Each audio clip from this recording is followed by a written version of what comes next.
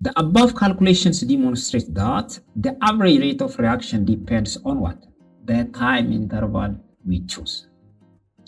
Thus, in general, the rate of reaction at the beginning is what?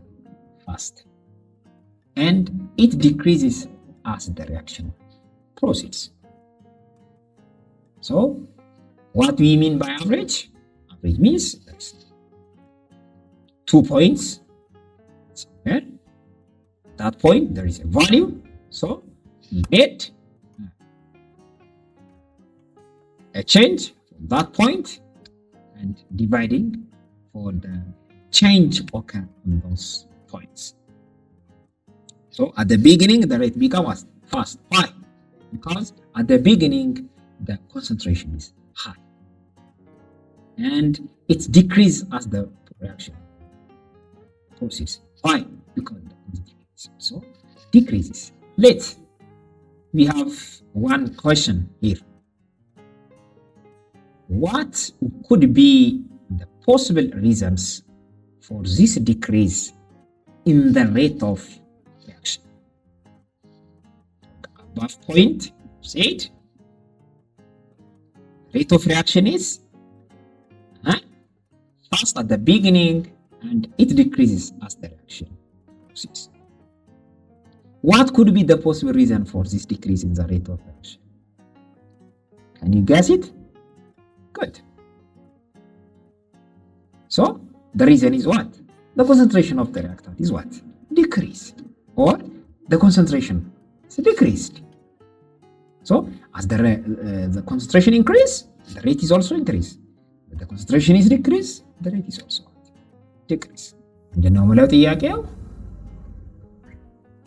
ሚለን ጥያቄው consider the reaction. Consider the reaction.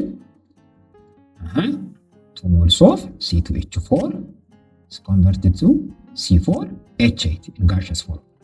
From the experimental data given in the table, plot the graph for the consumption of ethylene C2H4 versus time.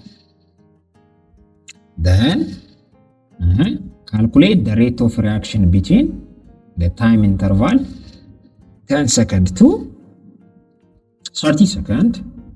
Then on the B, calculate the rate of reaction at 45 seconds.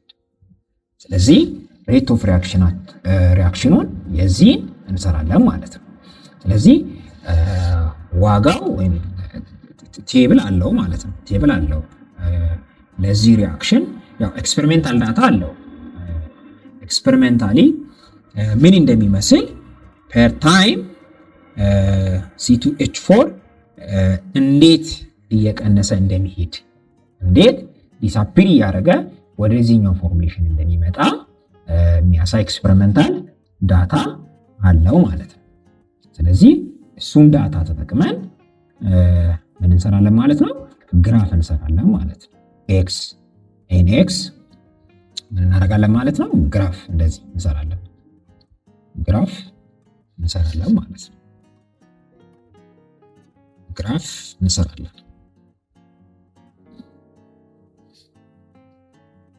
ግራፍ እንሰራለን ማለት ነው።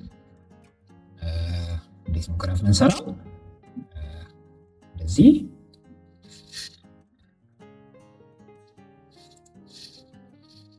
ግራፍ እንሰራለን። ኤክስ አክሲስ እና ዋይ አክሲስ አድርገን ማለት ነው። ኤክስ አክሲስ እና ዋይ አክሲስ እናደርጋለን። ይሄኛውን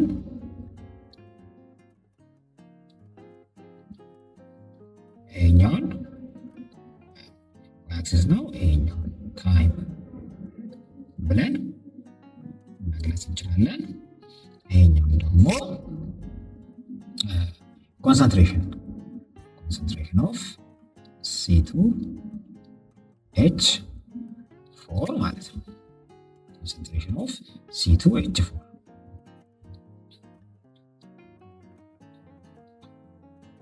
ኮንሰንትሬሽን ኦፍ C2H4 ብለን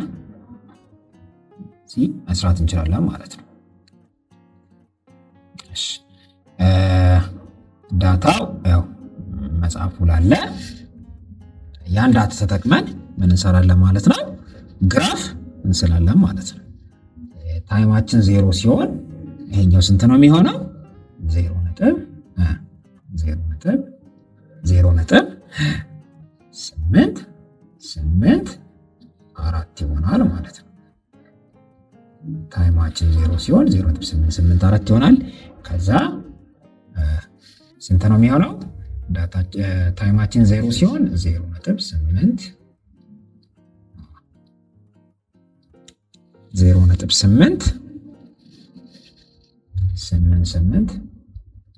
ይሆናል። ከዛ 0.621 ይሆናል። ከዛ 0.479 ይሆናል። ከዛ 0.328 ይሆናል። ከዛ 0.25 እያለ ይቀጥላል ማለት ነው። መጨረሻው ወደ 0.19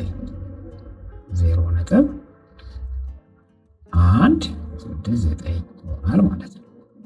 ይሄን ያው ለምሳሌ እንቀበል አስ ኤግዛምፕል ያው መጽሐፉ ላይ ስላለ እሱን እዚህኛው ጋር እንቀበላለን ማለት ነው። እሺ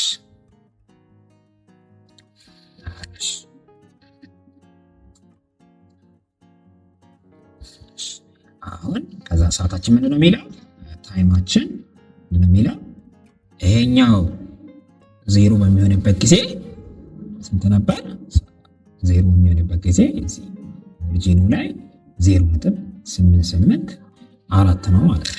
ከዛ 10 ሲሆን 0.621 10 ሲሆን እዚህ ጋር 10 ከዛ 20 ከዛ 40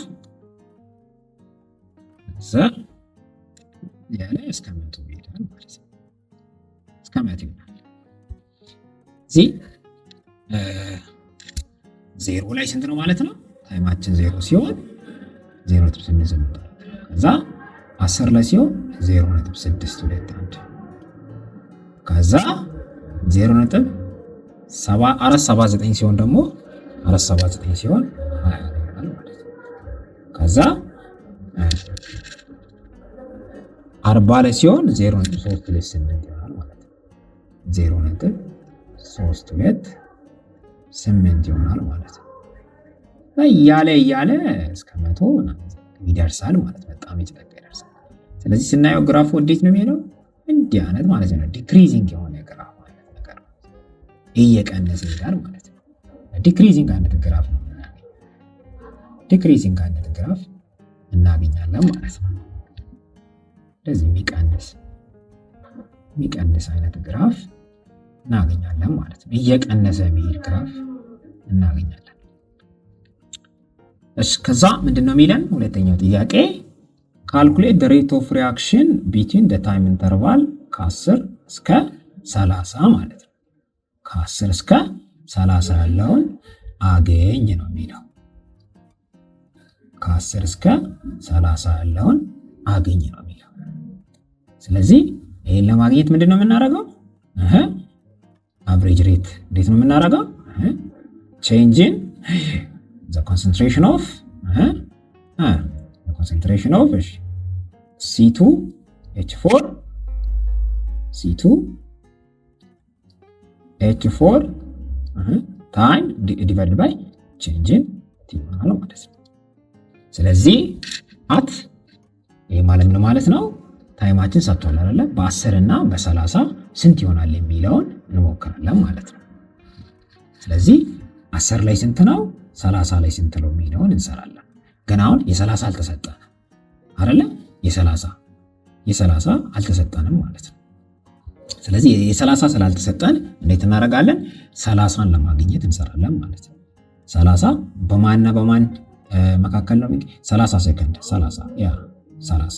ስለዚህ 30 ሰከንድ ላይ ስንት ይሆናል የሚለውን ለማግኘት እንዴት እንሰራለን? የዚህን ታይም ምን እንጠቀማለን? አቨሬጅ እንጠቀማለን ማለት ነው። ስለዚህ ስንት ነው ማለት ነው? በ30 ሰከንድ ስንት ይሆናል የሚለውን ለማወቅ በእነዚህ ሁለቱ መካከል ያለውን በ20 እና በ40 መካከል ያለውን ደምረን ለሁለቱ እናካፍላለን ማለት ነው። ስለዚህ 20 ላይ ሲሆን ስንት ነበር ያልነው ቅድም? 20 ላይ ሲሆን ስንት ነው? 0 ነጥብ ስንት ነው? 479 479 20 ላይ ሲሆን 0 ነጥብ 479 0.621 ሲሆን ደግሞ 10 ማለት ነው። እንደዚህ ከዛ ሲሆን እንደዚህ እዛ አሁን ዲ ያለ ይሄዳል ማለት ነው። ስለዚህ 20 ላይ 0.479 ሲደመር 40 ላይ ደግሞ ስንት ነው ያለው? 0.328 ማለት ነው። ስለዚህ ይሄን ከከፈለን 30 ላይ ስንት ነው የሚለውን እናገኛለን ማለት ነው። ስለዚህ እሱን ዋጋ በ30 የምናገኘውን ዋጋ እናገኛለን ማለት ነው። ስለዚህ ይሄን ስንደምር ስንት ነው የሚመጣልን? 0.479 ሲደመር 0.328 ይሄን ስናካፍል ስንት እናገኛለን? 0.4035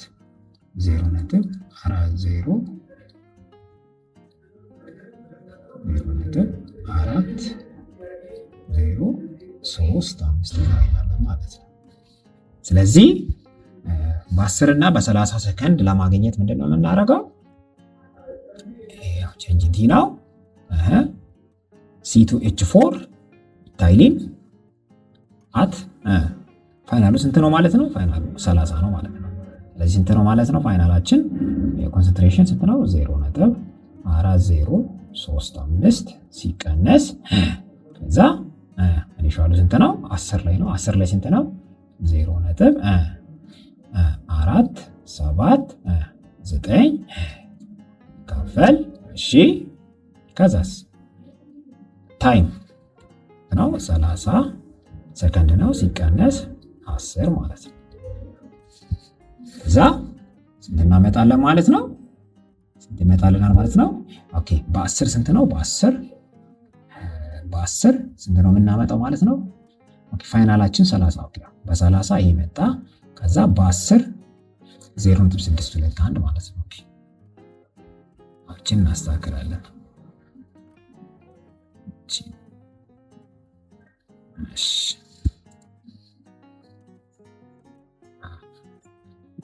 0 ነጥብ በ10 0.621 ማለት ነው። እዛ 30 ሲቀነስ 10 ይሆናል ማለት ነው። ስለዚህ ይሄን ስንሰራ ስንቀንስ ስንት ይመጣል? 0.4035 ሲቀነስ 0.621 ይመጣልን ማለት ነው። ያው ኤክስፕሬሽናችን ላይ ኔጋቲቭ እንዳለ መረሳት የለበትም። ለምን? ሪአክታንት ስለሆነ ማለት ነው።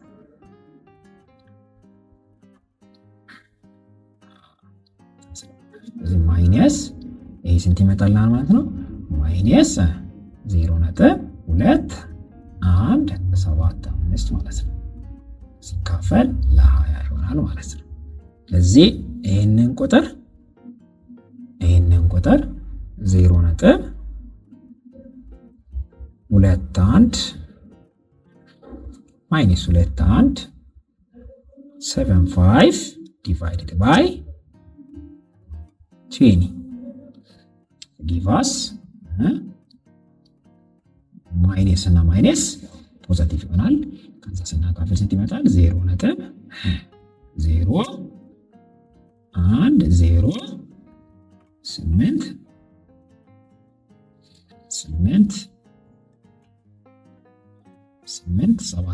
ይመጣል ማለት ነው።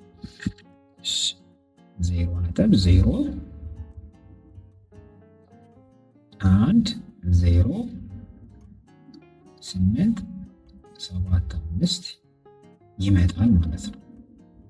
So this rate is expressed by mole liter inverse second inverse ማለት ነው። ይሄን እናገኛለን ማለት ነው። ይሄ አቨሬጅ ሬት ነው። አቨሬጅ በ10 እና በ30 ሰከንድ መካከል ያለ በዛ ኢንተርቫል መካከል ያለ ነው። ከዛ እዚህ ጋር ደግሞ ምንድነው የሚለው ኢንስታንታነስ ሬት ነው የሚጠይቀው ቢ ላይ this is for A so this is and for B እዚህ ኢንስታንታነስ ሬት ነው የሚጠይቀው ምንድነው የሚለው ካልኩሌት the rate of reaction at 45 ሰከንድ ነው የሚለው at 45 ሰከንድ means ወደዚህ 45 is near ወደዚህ ማለት ነው ትንሽ የተወሰነ የተጠጋ ነው። ስለዚህ 45ቱን ለማወቅ ምንድነው የምናደርገው 45 የሚገኝበትን ኢንተርቫል እናያለን ማለት ነው። 45 የሚገኝበትን ኢንተርቫል እናያለን ማለት ነው። ለምሳሌ አንዱ እዚህ ጋር የተሰጠን በ60 ሰከንድ ሁላ ሰጥቶን ነበር። በ60 መጽሐፋችሁ ላይ እንደምታዩት በ60 ሰከንድም ሰጥቶን ነበር። በ60 ሰከንድ ስንት ነው የሚመጣው? 0.25 ይመጣል። እዚህ አካባቢ ማለት ነው 0.25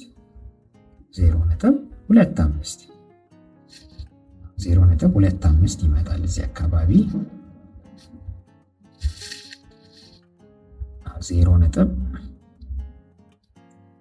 0.25 ይመጣል።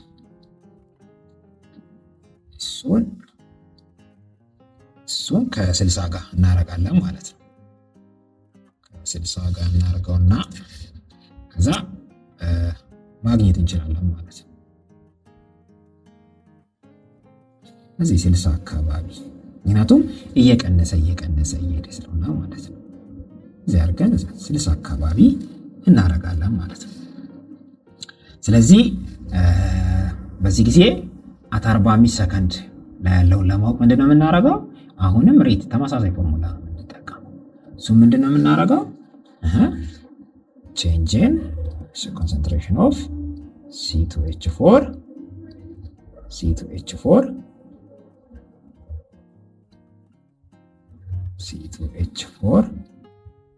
divided by change in T ማለት ነው።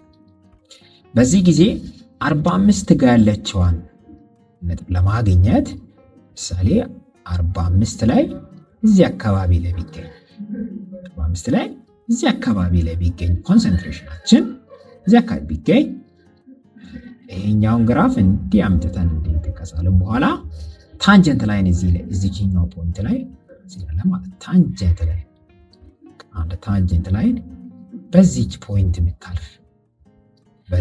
የምታልፍ አንድ ታንጀንት ላይን